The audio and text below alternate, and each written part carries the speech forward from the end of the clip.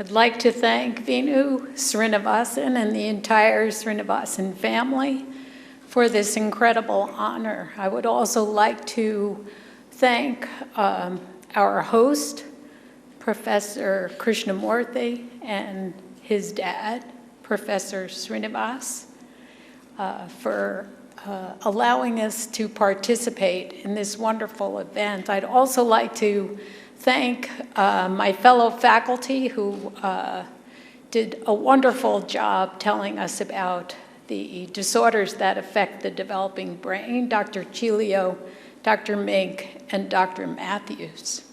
And I'd also like to thank all of the participants who interacted so wonderfully with us and engaged us with so many challenging questions. I wanted to mention that my visit to VHS the other day was truly the highlight of this vacation trip. It was such a wonderful, cheerful place for patients to recover. And the part of the visit that struck me as so remarkable was the integration of the family in the care of the patients there. The family is with the patient, the family learns how to take care of the patient, so when they go home, the patient isn't at a loss. And I think we have so much to learn from that. We strive for family-centered care in the United States, but I think we fall very short.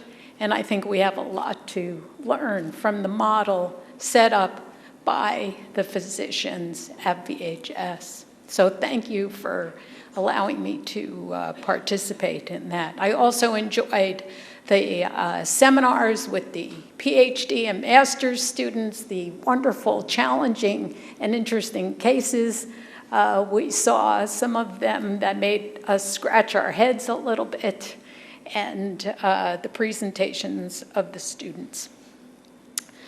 So without further ado, let me talk a little bit about the newborn with the vulnerable brain and give you my perspective on neuroprotection and repair and the possibilities that we have for brain-focused care of our challenged children. But let's speak a minute about the magnitude of the problem. If we look at term births, annually, there are 26 million births in India, which represents 20% of the global live births. There are 1 million deaths per year, which is 25% of the global burden. Here in Tamil Nadu, 30 to 39 per 1,000 live births suffer. And birth asphyxia, the most common abnormality that we see in these term babies, represents about 1/5 of those neonatal deaths. Preterm births, another portion of the population that contribute to the vulnerability, represent 15 million births per year, and 1 million of those babies will die. 60% of preterm births occur in Africa and South Asia. And it's surprising, though, that the highest are Brazil, India, Nigeria, and the United States. Much of that is due to the increase in fertility treatment and multiple births, and those children being born too early, infection, and then systemic disease in the moms. So how do we help our most vulnerable patients? We do it by brain-focused care. And at UCSF, we set up the nation's first neurointensive care nursery that I'm going to tell you a little bit about at the end of the talk. And here you could see me on the one side and Dr. Rowich, the other co-director of our institute, on the other. He's a neonatologist, and we care for these babies hand in hand. In the middle is a picture of an incubator that we developed with General Electric to safely transport babies so that we could study their brains by magnetic resonance imaging. And I'm delighted that in my lifetime, we developed the first therapy to treat term babies, and that's using hypothermia. So cooling babies has actually now reduced death or disability in this population of babies by 11%. That may not sound like a lot, but it's just the beginning of our ability to impact therapy, and I want to talk about that a little bit. And here you can see a baby on a cooling blanket, comfortably resting, sedated by morphine. And you can see the amount of technology it takes to keep that baby stable during this 72 hours that we keep that baby cold. I want to show you that there's a huge window of opportunity. Babies have strokes. They have strokes at the same rate that older adults have strokes. So it's a big problem. And that problem occurs over a period of time. So we can look at our imaging, and I'll draw your attention. I can't use the pointer because there are too many screens. But if you look at that bottom row, that flare image, you'll see that white arrow and an arrow pointing to a line that looks brighter. And look at how that gets bigger and bigger over the first week of life. That is telling us that these babies are having injury that goes on and on. We need to do something about that. Cooling is only the beginning of what we might be able to do. And timing is really what we have to understand when we think about the injury that's happening in these babies' brains, because initially, in the first couple of hours after birth, when they're asphyxiated, they may experience what we call oxidative stress, and their brains are overexcited. But days and weeks go on where inflammation occurs in the brain, and it's not until that time that the brain can start to repair itself. And during that whole period of time, there's cell death that we have to fight against. So how might we do this? Well, a while ago, people decided, and this is now probably a study that set the stage for using allopurinol, which is an antioxidant. And first used it in rats, saw that it was effective against hypoxic-ischemia. But then when people looked at the babies who were given short doses of allopurinol, there was no improvement. And so that made people think that maybe we're giving the drug too late after their injury, even though some babies with cardiac disease seem to benefit. So the folks at the University of Utrecht in the Netherlands have designed a trial which is ongoing right now, where pregnant mothers who are at term with the risk of a baby who might be born with hypoxia will receive a dose of allopurinol, and then they will be studied with short-term outcomes to look for oxidative stress, and then long-term outcomes to look for their long-term neurological outcome. So this study was started 2 years ago and is in progress. There are many other antioxidant strategies that have been developed in animal models, and some of them are coming to human trial. And so I've told you about hypothermia. I'm going to mention it to you in a little bit more detail. And I'm also going to talk to you about erythropoietin, the growth factor that Lance Armstrong made famous. But this is for a better use. It's for the brain, not to win bike races. And then melatonin, which is a drug that many of us in the audience here, at least my colleagues from the US, have taken extensively this week to try to get to sleep at night, but is actually a good antioxidant.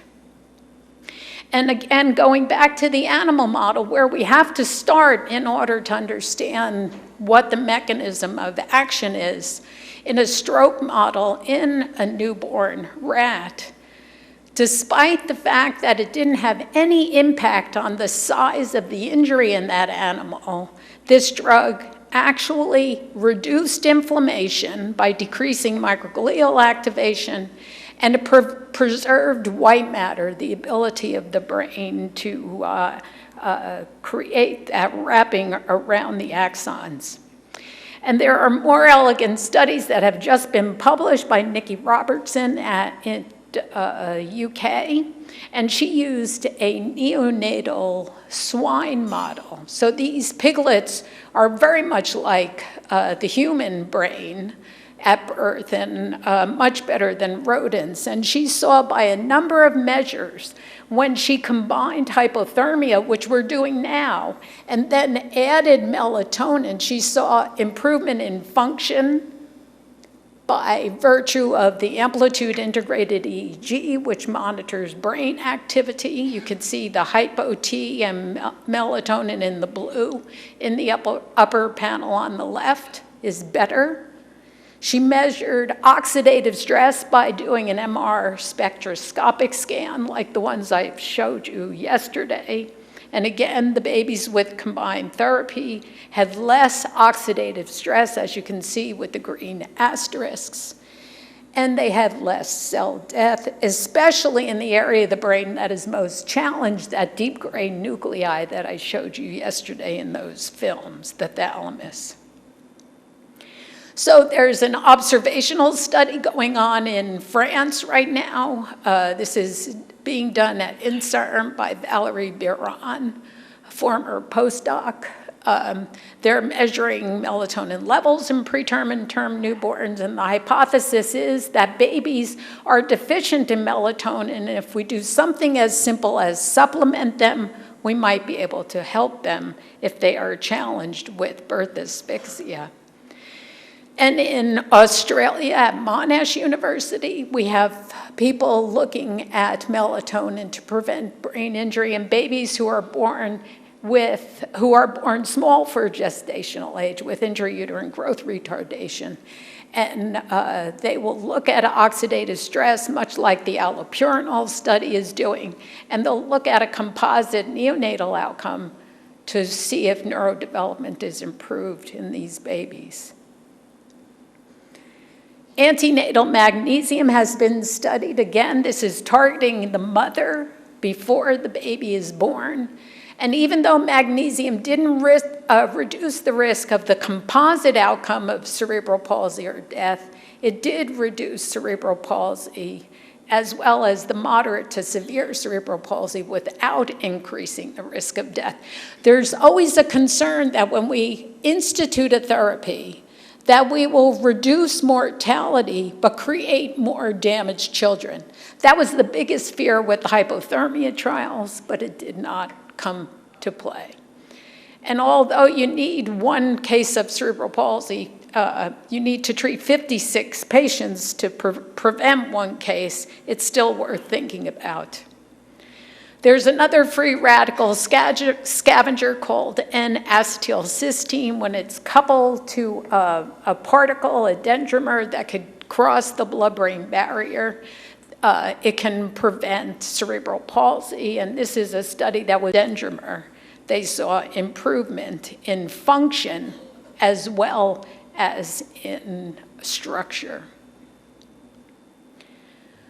My favorite drug, I think, is erythropoietin because of its pleiotropic effects. It's actually a cytokine. It has immune effects, vascular effects, and morphogenic effects, which I'm going to show you briefly. The good news is that it and its receptor are expressed in high quantities around the time of birth, and it's induced when the brain is exposed to hypoxia. So it's a natural endogenous candidate, but maybe not enough is being produced, so maybe if we give a little extra, we might see protection. And this has been true in a number of models in animals.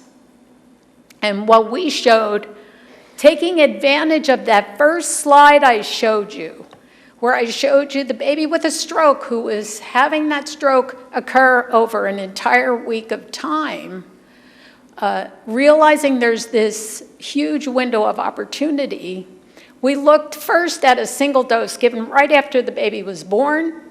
We saw an immediate effect, but it was not sustained. But if we waited and gave another dose at 24 hours and a third dose at 7 days of life, we saw absolute improvement, not only in the structure of the brain, but also in the function of the brain. So in a rat model of stroke, we're able to use a variety of tests to see how the animals function. Animals with a paretic side will not be able to climb up a cylinder with symmetry. They'll climb up using the good forepaw. We were able to show resolution of that. And when we put animals in a maze, a milky maze, and watch them swim to find a platform, it tests their locomotor, the visual motor, and their memory capabilities. We saw improvements in each one of those when we gave the animals 3 doses of erythropoietin. So I draw your attention to the red bars where the 3 doses, you see the 3 doses compared to the yellow bars, which is the 1 dose. The black bar is the sham animal that had no injury, and you can see it's best illustrated in the time to reach previous platform location, a memory test, that the EPO-treated animals with 3 doses look just like the sham animals. That was very good news for us. We've also looked to see if we're actually creating new cells, and indeed we've recently shown this. This isn't projecting all that well, but you can see what we do is we give a marker into the brain when the animal is born. That's GFP. It's that those green dots you see in the upper panels. And then we create the stroke at 7 days or 10 days of life, and then treat the animal with erythropoietin 3 times, and then go on and measure proliferating cells. So not only do we see these newly born cells, we see them proliferating in the EPO-occluded animals, and those are appearing as the pink bars this time in the graphs. On the right side of the field, the black is sham. The yellow is just giving EPO to a sham animal, which actually has a good effect. The blue are the animals that have had the stroke and no treatment, and the pink are the animals that have EPO. And what we're measuring in that panel are cells that are proliferating by using an immunohistochemical stain called Ki-67. And we can actually look to see which cells are being born in those brains. And on the left side of the panel, looking again at the red bars, you will see in the EPO-treated animals that have had a stroke, we're using a marker called double cortin, which marks those early neurons that are migrating away from their place of birth to their correct location in the brain. We see an increase in those cells compared to all the other conditions. And nu-N, which is a marker of the mature neuron, is also increased in these brains. We see an increase in the cells that are also going to create white matter, myelin, the oligo precursors, which is also good news, and that's on the left-hand side where we see the oligodendrocyte precursors increasing by the red bars. And the best news of all is the scar is not forming. The scar is measured by an immunohistochemical marker called GFAP that marks astrocytes, and that is actually decreased. This work was done by Fernando Gonzalez in our lab and has just been published in the journal Stroke. So what we found from these cell fate findings in an animal model, in comparison to no treatment in animals that received stroke, that EPO treatment actually increased the number of new cells born. It increased the good types of cells, the immature neurons, and the mature neurons. It increased the oligodendrocyte precursors, and it decreased that scar. So it really changed cell fate commitment, and this is what repair is. This is what happens down the road after that stroke, after the birth asphyxia, and this is what we need to target. So if we target early with hypothermia and give EPO later, we might have a chance at changing self-fate commitment and repairing the newborn brain. And this is,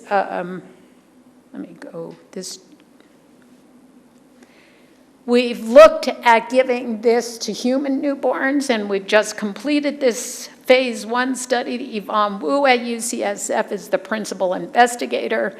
We gave high-dose erythropoietin in the setting of hypothermia. It was well tolerated. The drug showed nonlinear pharmacokinetics, but there was no excess accumulation, and it did cross the blood-brain barrier. So we know now that we can move on to a phase 3 real randomized clinical trial. That trial has just been submitted to the National Institute of Health by Dr. Wu, and we hope that the hypothesis is that EPO will decrease the rate of death or moderate to severe disability at 24 months in newborns who have received EPO in the setting of hypothermia. These babies will still get hypothermia because hypothermia is standard of care in the United States, so we cannot deny that treatment. There are a number of ways that we can attack the injury cascade with multiple therapeutics. And in the interest of time, I'm not going to go through this cartoon, but the cartoon illustrates all of those black circles show types of mechanisms that can be targeted by a drug. So that tells us that we have multiple ways early at the primary insult of global hypoxia-ischemia, or later after secondary energy failure, or even further down the line, like I just told you, with trying to create repair through angiogenesis and neurogenesis. So just a few words about the hypothermia trials. There have been 5 large randomized clinical trials of hypothermia with outcomes at 18 to 24-month follow-up, and now in 2 of the trials, 6 to 7-year follow-ups have been reported just this year. So the CoolCap trial was a trial where we just cooled the head and tried to keep the body temperature warm, the idea being not to put the baby at increased risk of having systemic effects from the hypothermia. The NICHD trial and the TOBY trial were whole body cooling trials. So the baby was placed on a cooling blanket, like I showed you in one of the initial slides. And the European network did whole body trial. And the ICE trial was a very interesting trial done in Australia and New Zealand, where they actually put ice packs on the liver of the babies to bring the temperature down. And all of these trials, regardless of whether we cooled the head, the liver, or the whole body, showed benefit for some of the babies without increasing mortality and without increasing severe disability. So that has moved us on to being able to think about what we can add to hypothermia for these challenged newborns. This is a huge advance. This is the first therapy for these babies, and I must tell you, I never thought I was going to see it in my own lifetime. When you look at the meta-analysis of all these studies, what you see is that no matter, like I said, whether you cool the head or the body, you'll get a good effect. You'll decrease risk of death or moderate to severe disability. The number needed to treat is only 7, so it's an appropriate use of resources. And there are improved secondary outcomes with disability, and the survivors reduced in every single one of the studies. At UCSF, we use MRI right after the cooling, so we warm the babies back up. We take them down into the MRI scanner. They're usually 4 to 5 days old at that time. They're no longer cool, and we've seen great results. We've seen a decrease in the extent of injury. both to the basal ganglia, the most challenged regions, and to also the boundary zone regions. And we've also seen a shift away from that basal ganglia toward more normal scans in the babies that we've treated. Something interesting came out of one of the trials run by the European network. They gave morphine as adjunctive therapy so that the babies wouldn't be shivering and wouldn't be stressed. And what they found in this trial, not all babies received the morphine, but the babies that received the morphine and who were cooled actually did better. So again, supporting the hypothesis that we need to add to hypothermia, and we need to figure out what those drugs might be. This was a small study, but an encouraging study nonetheless. So if we can manipulate these pathways at different stages, at the beginning, hit inflammation, or target repair, we have a chance of improving outcomes. This is a wonderful study by Mariana Thoresen from Bristol, England, where she gave hypothermia, and the inert gas xenon. Xenon is a very expensive inhaled gas, but she designed a system to recirculate the xenon and keep the cost down. And she found that there was an improvement in histopathology, but she also saw an improvement in function. She saw this is rat data, but she also saw this in swine as well.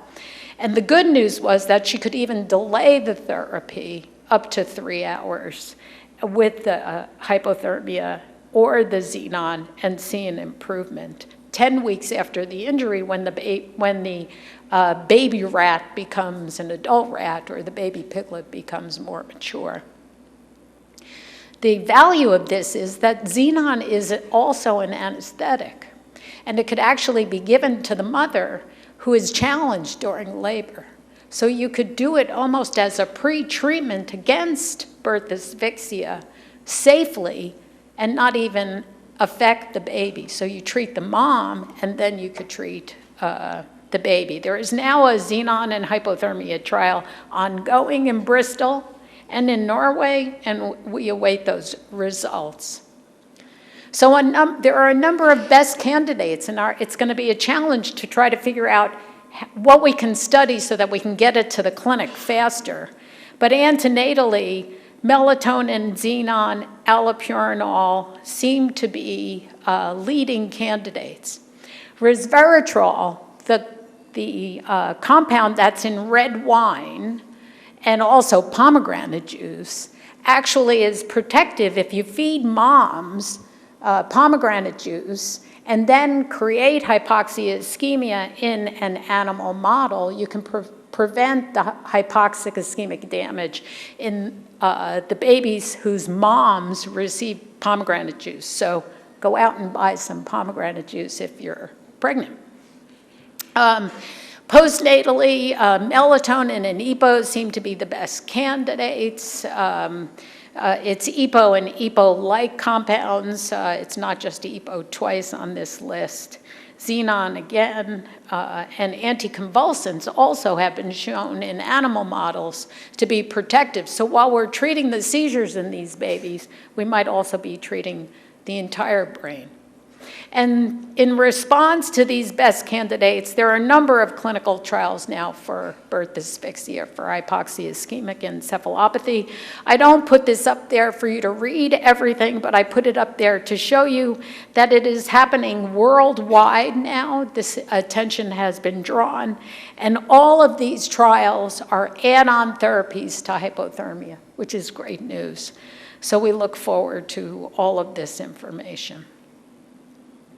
So we treat the baby, we give the baby hypothermia, we give the baby a drug X. Do we know whether it's doing anything? What are we going to follow? How are we going to mark the repair that we might see, like I showed you in the animal models? We can't take the brains out and count the number of cells. We have to find a better way of measuring that. And people at UCSF are doing that now by measuring functional connectivity, also connectome. So What is the connectome? It's actually a network of connections in the brain. On a microscopic scale, you might think of the neuron and the astrocyte communicating with one another, but in a macroscopic scale, using diffusion-weighted imaging, we can actually map out how the brain is talking to itself using diffusion images that can be obtained in 20 minutes or less.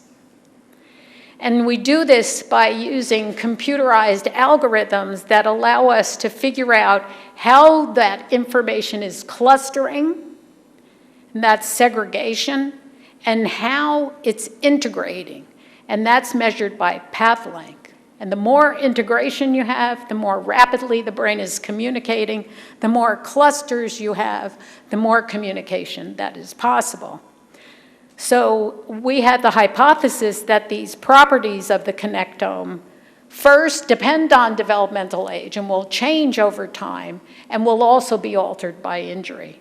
I showed you a little bit of this yesterday when I showed you white matter injury affecting brain maturation. And likewise, the connectome is changed. This is the challenge. We have a brain that is undergoing massive changes over a very short period of time. The preterm baby to 6-day-old term baby is a matter of weeks, but the complexity is changing drastically. And from 6 days to 6 months, again, drastically through adulthood. But using these diffusion-weighted color maps that you see there, we can calculate the brain networks. And in the C panel below, the baby who is 6 days old is imaged again at 6 months, and you can see the changes in those regions. This happened to be a baby who was actually damaged, and I'll show you what we found. First, we know that maturation is occurring over time and that there are changes in clustering and path length that have a negative correlation with age.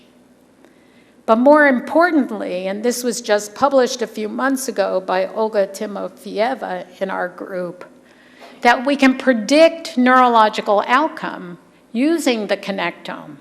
And we can see decreased clustering and increasing path lengths, the opposite of what we want in the babies who have had neurological injury. So there's a trend to declining brain network integration and segregation with increasing motor deficits, and we can measure those deficits when they come back for these scans. So we can use this also not just to follow somebody who isn't being treated, but to follow somebody who is being treated and hope that we can reverse these graphs.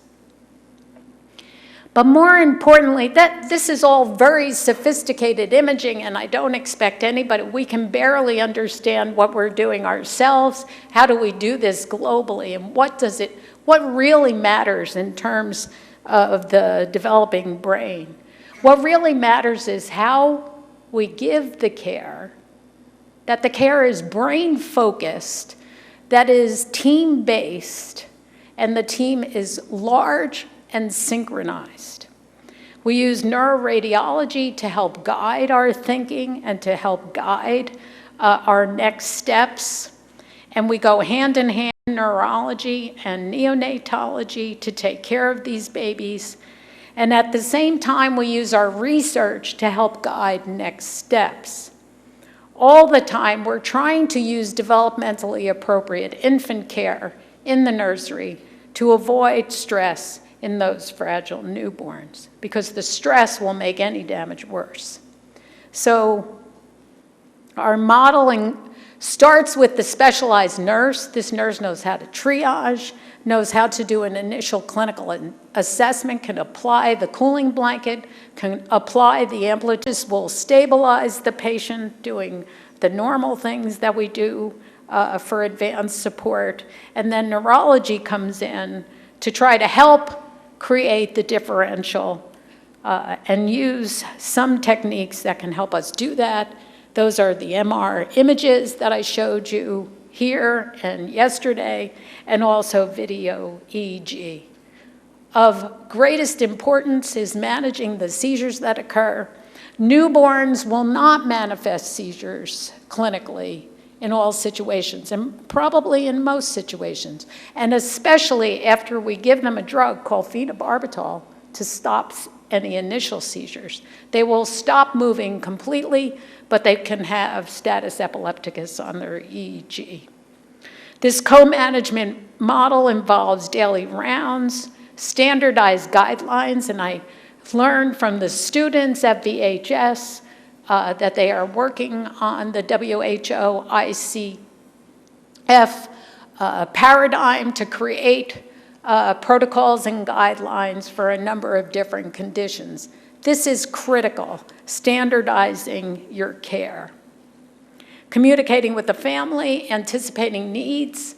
I think we do this well, but we can do it better, and I certainly learned from our colleagues the other day how well we could get to do this. So we think co-management is an important model of care.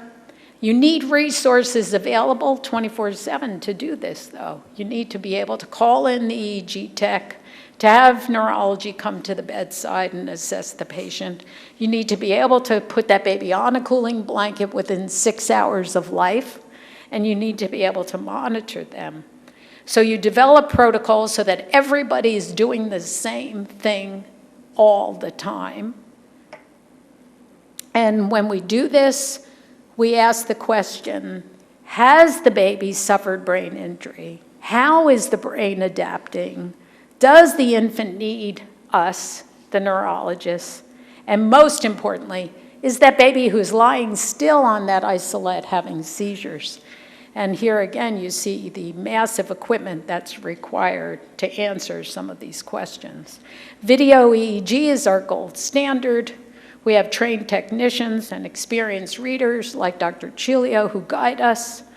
The amplitude integrated EEG is a great bedside tool. It's cheap, it's easy to use. You can train the bedside nurses, techs to put these on, and you can learn a lot. It won't tell you about every seizure that you see, but it'll tell you a lot about how the brain is reacting to what we're doing to the baby.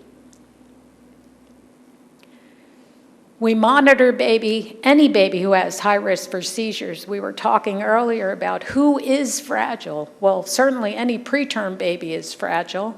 And then any baby who has had any episode of hypoxia-ischemia, prolonged circulatory arrest, any sign of infection, stroke, hemorrhage, or cerebral edema that might be caused by an inborn error of metabolism. We look for paroxysmal events, but we don't often see them clinically, so we need the EEG. Sometimes we have to paralyze the babies because of pulmonary hypertension, and they have to be put on ECMO, so that really pushes us even further into monitoring them carefully. And we know that through these monitoring techniques, we can actually predict who's going to do better. And even something as simple as the amplitude EEG can tell you whether that baby's going to do well. If that amplitude integrated EEG normalizes within 24 hours of birth, you're going to have a normal baby.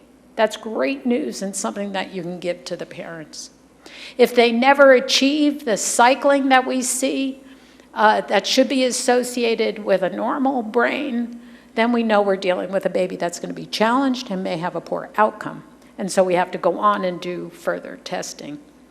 The characteristics of the EEG we've published, and we also see similar kinds of findings where the EEG can predict outcome, looking at epochs early during cooling.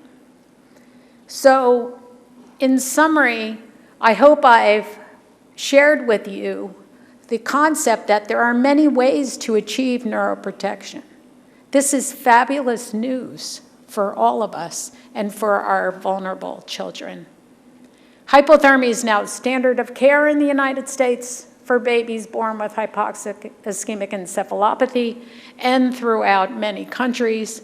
And I hope even in low resource settings like the villages in your country that you'll be able to do something as simple as use ice packs to keep the babies cool and monitor them without high-tech equipment, just to preserve some of that precious brain. The best strategies that we will develop will have to target multiple mechanisms. So this is not going to be a simple and easy magic bullet answer to this problem, that we might be using hypothermia, we might use EPO late to induce repair, we might be using something in between to reduce inflammation in the brain, and if we know enough about the condition of the fetus, we might even be treating the mother long before the baby's even born. We can use advanced MR techniques, both fetally and in the newborn period. It can show us what the injury is at or near the time of birth, and it can also show us how well we're doing with our therapeutic strategies, as I showed you with the developing connectome. We think brain-focused care, which sounds so simple, is the way to go, that team management and co-management is the only way to accomplish brain-focused care, and we think that it isn't a hard concept to get out there, but we must continue to push this message as far as we can. There are many, many people at the University of California that contribute to my success for sure, and heading that list, and in alphabetical order, James Barkovich, who is, I consider, the father of pediatric neuroradiology, who has told us so much about how the brain has developed. You've met Dr. Cilio over these past couple of days, who has helped us with the epileptic encephalopathies and seizures, and a whole host of individuals over 2.5 decades that have worked diligently to try to figure out how the newborn brain is injured, how that injury differs from injury in the adult, and have struggled with me to find funding to research these questions. And we are thankful to the National Institute of Health of the United States, to the Howard Hughes Medical Institute, American Heart Association, March of Dimes, Fondation Leduc, and others that have contributed to these investigations. I thank you for your attention, and I'll be happy to entertain questions.